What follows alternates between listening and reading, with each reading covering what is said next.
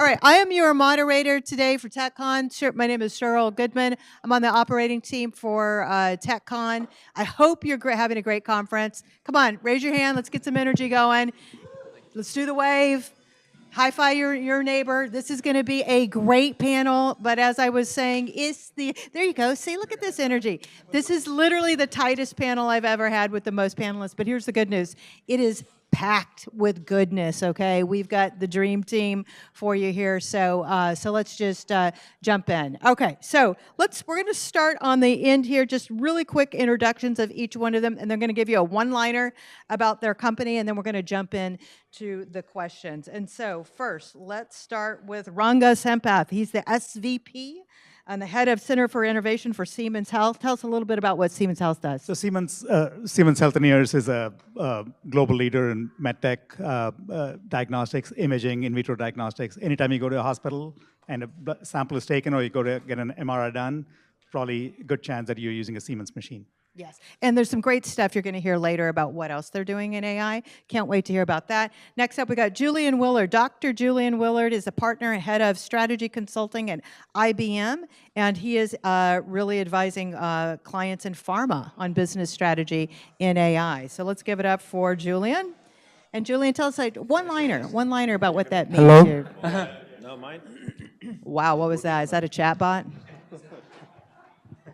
Okay. So everybody knows IBM, an old, very old company, but we have a consulting business within IBM, and the primary function of our consulting group is to work with clients on data and AI transformations. So I'm specifically working with biopharma clients in around strategic transformations. Yeah.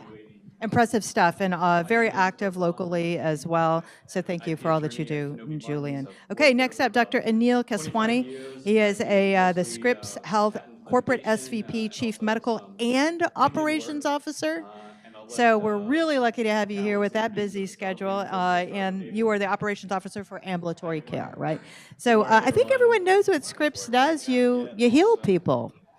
Yeah, you can tell I was a physician because I was a little late coming in here, so that was that gave it away. Yeah, no, again, it's a privilege to be here, and again, a phenomenal. We'll talk a little about how healthcare and technology are converging, and that's probably one of my greatest passions. So thank you for having us. Awesome. All right, and then finally we have Jerome Bonhomme. He is the CTO of American Specialty. Tell us a little bit about what American Specialty does. Yeah, so I'm from the only company that probably nobody knows about, but you're probably using our products because we do health and clinical and fitness products for the largest health plans in the US. So we are the technology innovation arm for those insurers. We help people get better without surgery, without prescription drugs, through, you guess what, technology. So yeah, I'll talk a little bit about how we do that. Yes, and a former Sony executive as well, like myself. So and they're all San Diegans. So this is the level of talent that we have, global talent driving global initiatives right here on this stage. Good you too IP can come portfolio. up and talk to them. I'm currently after. working with many startup companies. All right, so let's get. Is this room possessed? I mean, It may be the next room. Then we're going to have to get really loud is what's going to have to happen. All right, so this is Healthcare and AI, phenomenal discussion. As we were doing our pre-talk, Dr. Anil said something that was so insightful and powerful. And, do you recall what we were saying? I do, and it's always great to be insightful because at home I don't get those comments, so I appreciate that. I'd like to knock a little closer. There you go. Look like that. Is that good? Can you hear me better? So let's talk a little bit about the healthcare and in California. Right, California is emblematic of the rest of the country. California, if you look at healthcare spend has been going up over the last 20 years and of course even before that. And of course, across California, legislation just occurred, and this is very recent, where the Governor Newsom said enough. And they want to kind of look at capping healthcare spend. And this is kind of unique. This is very unique to California. Not only do they want to cap healthcare spend, they want to find organizations that don't hit that spend target. And that spend target's about 3 to 3.5%. And if you think about healthcare costs goes up at least 5% or more in California. So what you have going on right now, literally between now and June, is a lot in the legislature and a lot of things happening across California in that the healthcare spend exceeds the spend target. And if people don't hit it, they're going to have a fine. What does that do? That's going to spawn a lot of need for technology.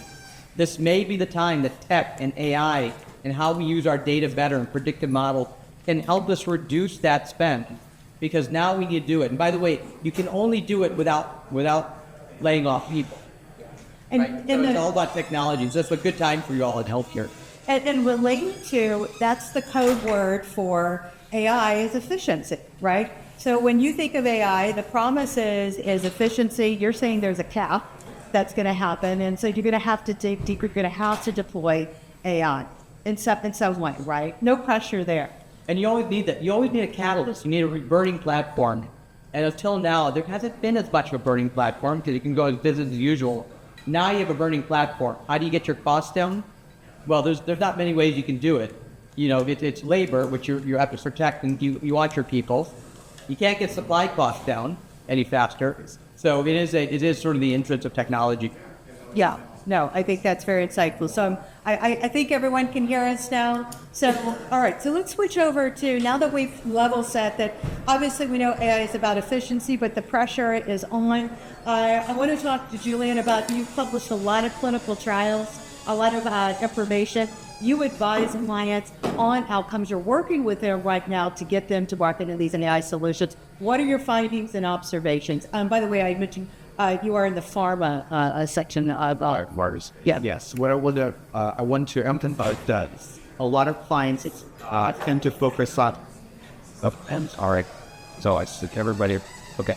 So a lot of clients currently are focused on the sexiest opportunities. You know, let's develop drugs with artificial intelligence. However, the value is actually in achieving productivity and efficiency in our operations, right? And then reinvest in that cash back into the top line revenue growth opportunities. So in the clinical trial space, we know that 80% of the entire drug development cost sits within clinical development. And that process is incredibly inefficient. So there are four things that my clients talk about. One is, how do we make clinical trials accessible?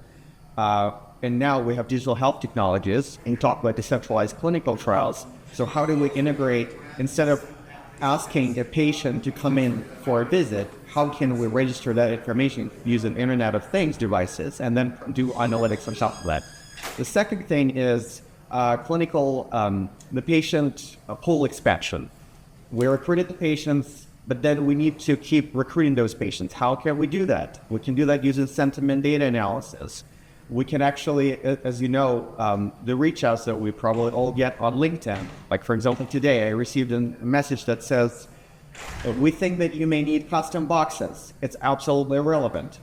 But using artificial intelligence, we can reach out to patients that are in specific area, in specific therapeutic group of interest with a personalized outreach.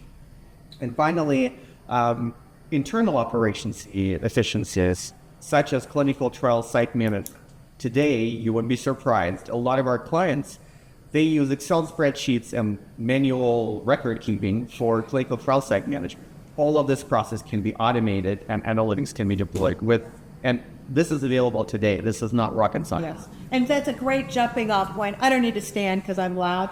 So, faxes, right? So we were talking just how so much of medical information is communicated by faxes. So anyone in this lineup, jump on and talk about what is that? Yeah, no, so I will stand even though I'm loud.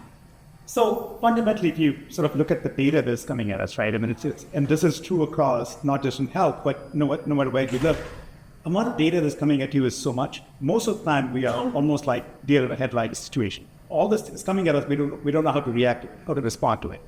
But if I step back to what sort of our core mission, right, from a health side and what we see globally as a global tech company, kinds of trends, like first even look at demographics, right? Most of us, thankfully, are living, right? Which means more of us are going to be needing more medical services for a longer time, right? So there's a lot more of us.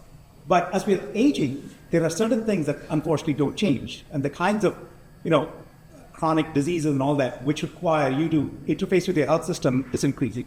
So amount of data is, and we also have become very smarter, wearing smart watches and smart tools and all these things, which means from personal medicine all the way to personal, information gathering, all the way to hospital-based. Amount of data that's coming in is so large and so different. Think of a doctor who was trained 30 years ago, the same time I was trained as an engineer. They are dealing with all the information without any additional training. They know some basic facts, right? They've been trained in the anatomy, physiology, and management of patient, but not in the amount of data that's coming in. How can we make AI take all this data, integrate them in a way, and present it in a manner that is interpretable the way they were trained? So we can make the relationship between information and turn that into knowledge and turn that into action. I think that's really where AI, I think, is going to bring us all together. And the same thing we see, when Anil talked about workforce efficiency, when it's the same fundamental problem, right? It's about all these people who we need them to do more and more, but there are less and less people who are coming into the workforce. And this is across the board. And I've seen this not just in healthcare, but if I focus just on healthcare, train people who are going to enter the workforce already at a clip, which means by the time 2030 comes, there aren't going to be enough med techs who are going to be doing your labs. There aren't even enough doctors who are going to be able to interpret all the data. So where all this sort of comes is data is king, but only in so much as you can make sense of it. That's, I think, where AI is working. Yeah, and then we're at the hype cycle. Gartner does their annual report, the trial of disillusionment. So everyone was super excited about AI, a lot of patronizing of all the services and software and solutions. And now we're in this downward trial, like where is the real value, right? And so when you think about deploying your AI-led infrastructure solutions, what does that look like? What are your key findings? And maybe Jerome. Yeah. So I'm going to take kind of maybe a controversial or contrarian point of view. We hear a lot, and we're really excited about AI solving really tough problems, right? How can AI replace a doctor, Dr. Neil? Not this guy. No way. How can that AI drive my car for me, or do really fantastic, sophisticated stuff? I think this is going to come for sure. There are so many trivial and mundane tasks in the operations of healthcare that I want to start there. And I think Dr. Neil was talking about the optimization of operations, and you touched on the fact that the main way of data integration that doctors have with their health plans or even between two floors, where they send fax to each other. It's really rich data, really important information about you that becomes unusable. Fax for folks, people I know, faxes are. Oh, all right. So fax, you have a machine, you have a piece of paper. So if you've never seen a fax, welcome to the 21st century healthcare. So the good thing is it's secure, and everybody knows how to use it. So can we put an AI, and maybe it's just a small part of AI that we're natural language processing and image recognition, to actually reduce the cognitive burden on doctors so they don't have to try to make sense out of a 50-page or 100-page PDF document or bundle of paper. Those type of problems exist throughout the system, and that's, I think, what adds a lot of cost and what adds a lot of pain. And I think doctors don't like to do this type of stuff. They are really highly functional people trying to do super complicated stuff. We want to let them do that. So what I'm saying is, let's try to look at the parts of our value chain where we can deploy really quickly some things that might be less sexy, but really enable us to recapture the value of the people who are really smart. That makes sense. And there's two jumping off points. One. So as we were preparing for this panel, I shared with my fellow panelists new programs for MDs to have dual degrees in data science, right? So where there's this merging of, you're not going to get rid of your core knowledge. You're going to need to take on board more training. I write about this in my book, which comes out on May 30th, How to Win Friends and Influence Robots. And we talk about education. That's a real name, by the way. So when we talk about education and reskilling, but when we first started out, and Neil, we talked about efficiency. Efficiency being code word in many people's minds is, does that mean I'm going to get laid off? Does that mean I'm going to be replaced? So when we look at efficiency, what do you think is like the low-hanging fruit to really bring an efficient AI model on board for an organization the size of Scripps? Yep, so I'll stand up again. So, it's great because I think the thing about healthcare is personal. I think about it, when I practice, I don't practice as much anymore, but when I practice, I remember people coming into the exam room and the things they will tell me about their family, about their lives, about their fears. They wouldn't tell their best friends, they won't tell their family members even, but they'll tell a doctor, right? Because it was a protected, hyper-personal environment. And back when I practiced 20 years ago, there weren't a lot of communications other than come into the office or have a phone call with a nurse back then, and the nurse would transcribe and hand it to you. That was in our lifetime. That was like within 20 years. Now we look at our technology, where we are today, is we have this level of communication. Phones still exist, right? But we're seeing people email their doctors, and we look at, I counted about every 3 seconds we get a message, 24 hours a day, 7 days a week, 365 days a year, because emails work, right? We've portals, and we get a message from patients, and oftentimes you look at these messages, and the messages, it was sort of I asked folks, the clinicians, what do you think? And the doctors, they're fed up. Why? Because their messages are coming in at such a fast click. And a lot of the time the messages are, hey, I want to tell you I just got a new dog. Or, I want to tell you I really liked my last visit because of this, and I told my wife about this, right? And the messages are conversational. And that was creating a level of burnout. And so what's the response when you're tired and you've had a full day? The message was, okay, thanks. True. Right? Or receipt, copy that. And you can just imagine, they write this paragraph, not joking, dog. Apparently there's a whole bunch of cat videos on YouTube, but in healthcare, it's messages about your dogs. I don't know why. I have a dog. Allergies. That was sort of the thing. And the messages going back to the patient was like, I don't care about you. I don't really care, right? I don't care about your dog. That's how they received it. It was like receiving a message back from, anyone have teenagers? You ever text or email your teenager, I love you, have a great day, I love you, you're the best part of my life, and they respond back, thanks. That's it.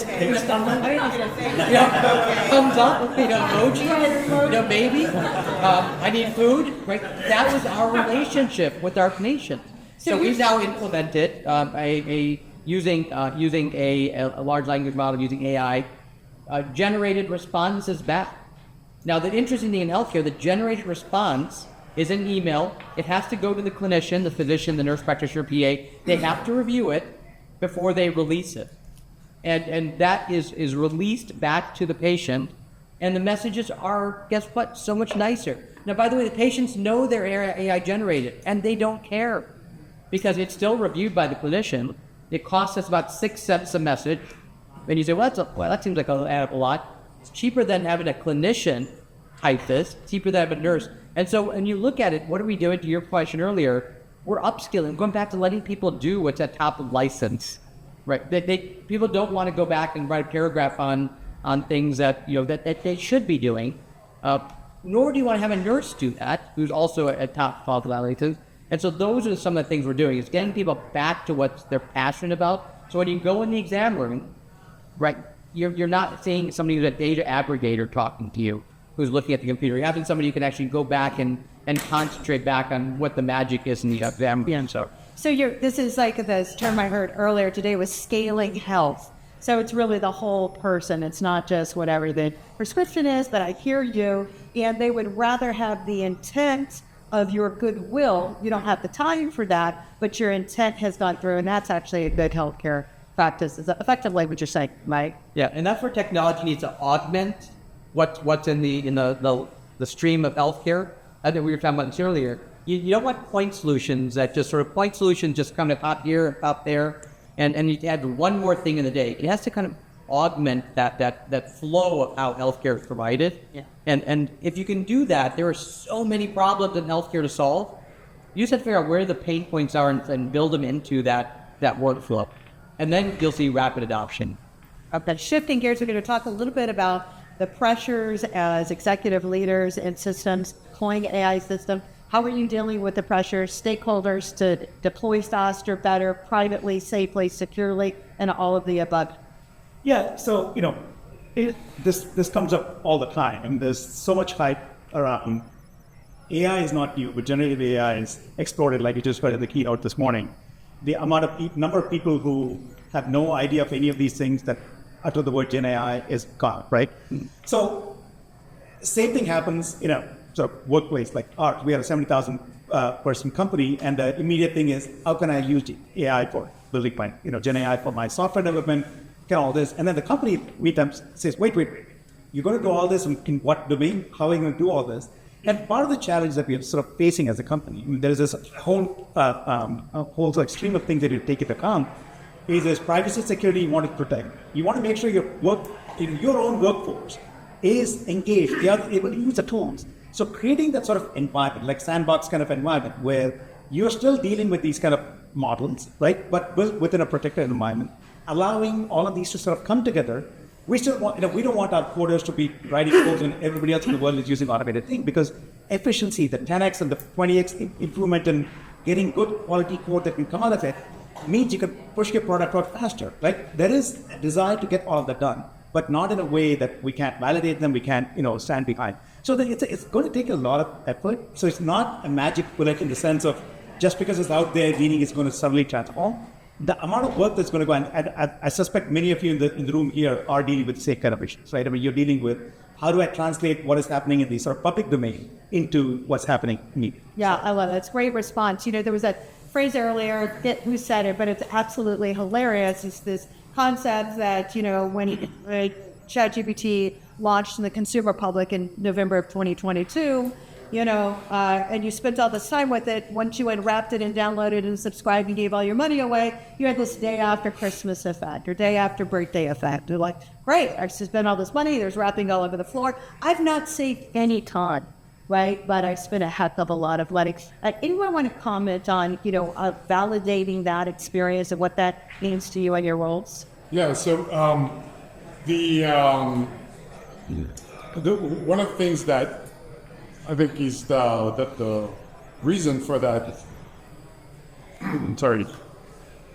day after Christmas syndrome is it's not easy. And it's not easy for a couple of things. It's not easy because data is messy.